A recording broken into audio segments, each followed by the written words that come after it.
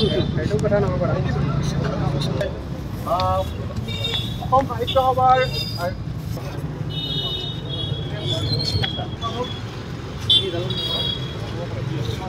চাওক, আমি যোৱাকালি দিনটোলৈকে বিভিন্ন সংগঠনে নিজা নিজা কিছু কাৰ্যসূচী গ্ৰহণ কৰি আছিলোঁ। যোৱাকালি গোলাঘাটৰ নাগৰিক সমাজ আৰু 30টাকৈ জাতীয় জনগোষ্ঠীয় সংগঠনে একত্ৰিত হৈ আমি নাগৰিক সভাত সিদ্ধান্ত লৈছোঁ আৰু যোৱাকালিৰ পৰা আমি ধাৰাবাহিক কাৰ্যসূচী ঘোষণা কৰিছোঁ। আমাৰ এটা স্পষ্ট কথা, আমি যুক্তিপূৰ্ণভাৱে কিছুমান সন্দেহ আৰু অভিযোগ উত্থাপন কৰিছোঁ, যি অভিযোগত DFO গৰাকী সম্পূৰ্ণৰূপে জগৰীয়া। কিন্তু আমি দেখিবলৈ পাইছোঁ যে গোলাঘাট জিলা প্ৰশাসনে ফৰেষ্টৰ বিৰুদ্ধে তদন্তৰ আঁতটো উলিয়াব বিচৰা নাই। আমি স্পষ্টভাৱে আঙুলি টুৱাইছোঁ যে DFO গৰাকীয়ে ঘটনা সংঘটিত হোৱাৰ পাছত অকৰ্তৃত্বশীলভাৱে তেখেত হঠাৎ ছুটিত গুচি গৈছে।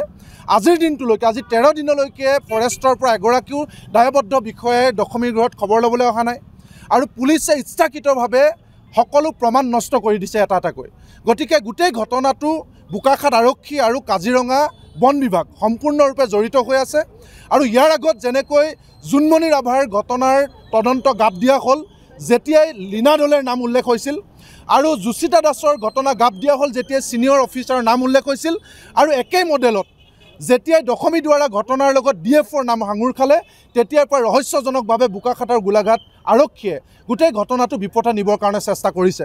গতিকে আমাৰ স্পষ্ট কথা, আজি আমি বন্তি প্ৰজ্বলন কৰিছোঁ, শ্ৰদ্ধাঞ্জলি জনাইছোঁ আৰু হুংকাৰ প্ৰদান কৰিছোঁ।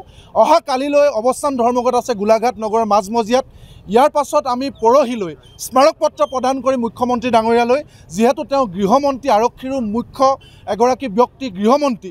গতিকে মুখ্যমন্ত্ৰী ডাঙৰীয়া যদি হস্তক্ষেপ নকৰে, DGP মহোদয়ে যদি হস্তক্ষেপ নকৰে, যিটো গোচৰত DFO মূল অভিযুক্ত, তেনেস্থলত যদি কেৱল এগৰাকী প্ৰবেশনাৰী পুলিচ অফিচাৰ জনা যদি তদন্তৰ নামত ভেকু ভাওনা কৰে, তেতিয়াহ'লে মুখ্যমন্ত্ৰী যিদিনা গোলাঘাটলৈ আহিব, অৰ্থাৎ 27 আগষ্ট, সেইদিনা গোলাঘাট জিলা বন্ধ আমি ইতিমধ্যে যোৱাকালি ঘোষণা কৰিছোঁ।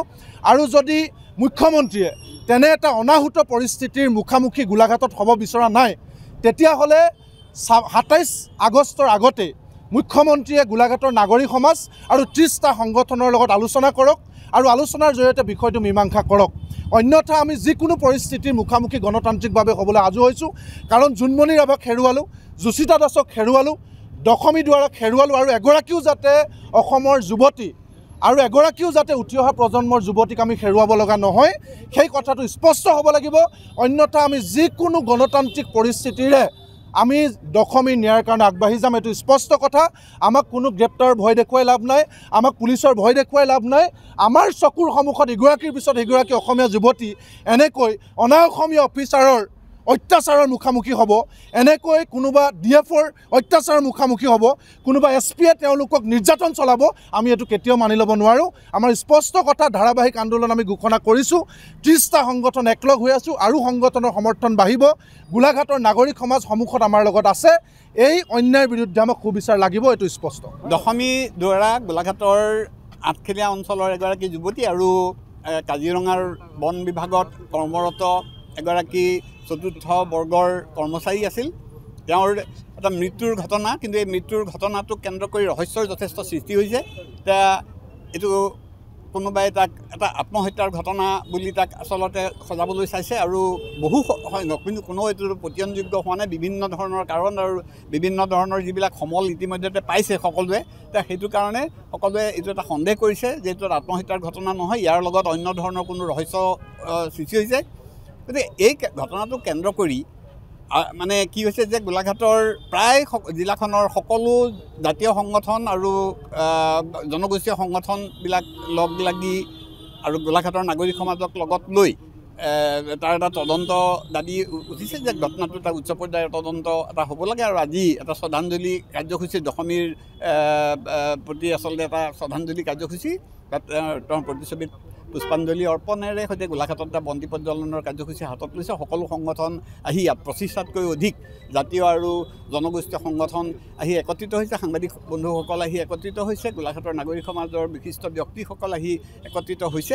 গতিকে আমিও আজি আচলতে এই মঞ্চৰ এই মুহূৰ্তত আমিও আচলতে বিচাৰোঁ যে অসম পুলিচৰ প্ৰথম কৰ্তব্যটো হৈছে যে মানুহৰ এটা সন্দেহ হৈছে, মানুহে এটা তদন্ত দাবী কৰিছে আৰু আমি আশা কৰিম যে এইটো এটা উচ্চ পৰ্যায়ৰ এটা তদন্তৰে মানুহৰ এই যিটো সন্দেহ বা আচলতে এইটো তাক নিৰাময় এটা বঞ্জন কৰাৰ এটা দায়িত্ব আচলতে অসম চৰকাৰৰ এটা পবিত্ৰ কৰ্তব্য বুলি ভাবোঁ। গতিকে সেইটো নিশ্চয় চৰকাৰ প্ৰশাসনে সেইখিনি কৰিব লাগিব আৰু আমি সেইটোৰ কাৰণে কালি যিখন নাগৰিক সভা হৈছে সেই নাগৰিক সভাই এই ক্ষেত্ৰত সন্মানীয় আমাৰ মাননীয় মুখ্যমন্ত্ৰী মহোদয়ৰ হস্তক্ষেপ আচলতে কামনা কৰিছে। গতিকে আমি সেইটো আজিও আচলতে আমি সেই কথাকে আমি আচলতে দোহাৰিছোঁ আৰু তেওঁৰ মই আজি দশমীৰ প্ৰতি মই মোৰ শ্ৰদ্ধা নিবেদন কৰি তেওঁৰ আত্মাৰ সদ্গতি কামনা কৰিছোঁ।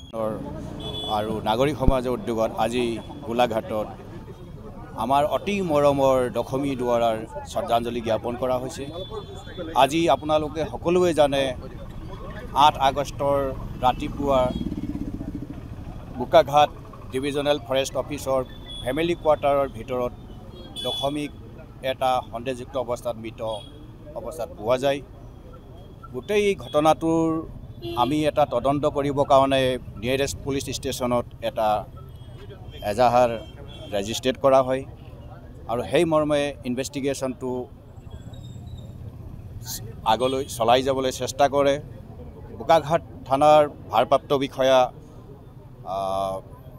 আমাৰ বিতুপন ডাঙৰীয়াৰ নেতৃত্বত ইনভেষ্টিগেশ্যন অফিচাৰ হিচাপে এগৰাকী SI চয়নিকা বৰকাকতিক এণ্ড্ৰ'জ কৰা হৈছে। গোটেই ঘটনাটো ইনভেষ্টিগেশ্যনৰ মই দূৰৰ পৰা মনিটৰ কৰাত অকণমান হেমাহামি দেখিবলৈ পোৱা যায়। ঘটনাটোৰ ইনভেষ্টিগেশ্যন এটা প্ৰচিজাৰ ছিষ্টেমেটিক ফ'ল' কৰিব লাগিছিল, সেইটো আমি দেখা পোৱা নাযায়। গোটেই ইনভেষ্টিগেশ্যনত এটা ফৰ্মেলিটি ইনভেষ্টিগেশ্যন চলাই ফাইনেল ক্ল'জাৰ ৰিপৰ্ট এটা বনাই কোৰ্টত ছাবমিট কৰাৰ উঠি পৰি লাগি আছে। আমি গোটেই ইনভেষ্টিগেশ্যনৰ কাম কাজবিলাক দেখি কিছুমান সিহঁতৰ মিষ্টেক দেখা পোৱা যায়, সেইবিলাক আমি তেখেতক পইণ্ট আউট কৰোঁ। বিশেষকৈ যিখিনি ইনভেষ্টিগেশ্যন চলোৱাৰ যিখিনি এভিডেন্স কালেক্ট কৰিব লাগে সেইখিনি সিহঁতে কৰাই নাছিলে, আমি তাত বিলকুল দেখা পাওঁ। গতিকে এই গোটেই ইনভেষ্টিগেশ্যনত এভিডেন্সবিলাক কালেক্ট নকৰি ইভেন এটা মেইন ষ্ট্ৰং এভিডেন্স এটা অলৰেডি সিহঁতে ডেষ্ট্ৰয় কৰিছে। আপোনালোক সকলোৱে জানে যিখন পৰ্দা কাপোৰে চিপ জৰি ওলমি আছিল সেইখন পৰ্দা কাপোৰে এতিয়া জ্বলাই দিয়া হ'ল আৰু they are trying to destroy all evidence one by one. মই আপোনাক আৰু এটা কথা ক'বলৈ গৈ আছোঁ। সেইদিনা আপোনাৰ পৰহি দিনা ৰাতিপুৱা 8:30 বজাত আয়োগৰাকী ইনভেষ্টিগেশ্যন অফিচাৰগৰাকীয়ে কাকো নজনোৱাকৈ চিক্ৰেচি তেওঁ সেই ক্ৰাইম চিনটোত যায় আৰু 2টা এভিডেন্স তেওঁ কালেক্ট কৰে।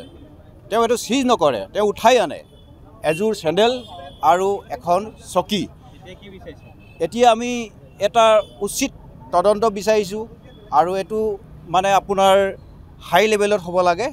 এনেকুৱা আপোনাৰ যিবিলাকৰ অন গ্ৰাউণ্ডত মানে এক্সপিৰিয়েঞ্চ নাথাকে তেনেকুৱাৰ এগৰাকীক এই কেছটো হেণ্ডেলিং কৰাত মই বিলকুল বিচৰা নাই।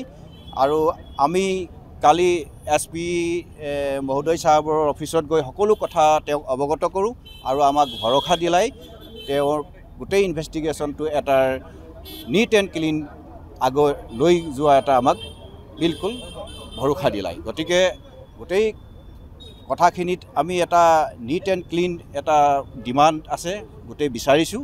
গতিকে আশা কৰোঁ আমাৰ কম সময়ৰ ভিতৰত তেওঁলোকে আমাক এইটো এটা উচিত তদন্তত গোটেই এটা আচল ফেক্টটো যাতে আমি ওলাই পাওঁগৈ, তেতিয়াহে আমি ছেটিছফাইড হ'ব পাৰিম। Thank U.